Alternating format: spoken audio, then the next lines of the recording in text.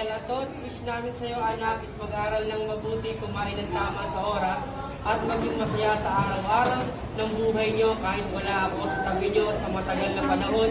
Sana magpakabait at maging responsable para sa sarili nyo magkakapatid, matutong rumispeto at sumunod kung ano yung makakabuti sa inyo. Mag-ingat palagi, sobrang mahal at miss na kita. Soon magkakasama na din tayo. Happiest birthday, Ella. Enjoy, anak ko. I love you so much. Expressing love and care from Jamal and Jeddah to Philippines Love, Maylene, Persia, and Mami Yen.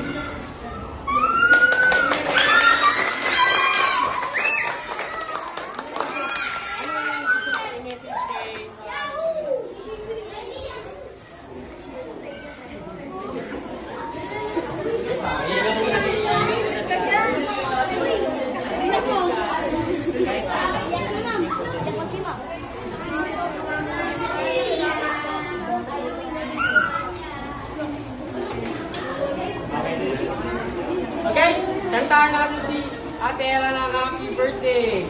Happy birthday!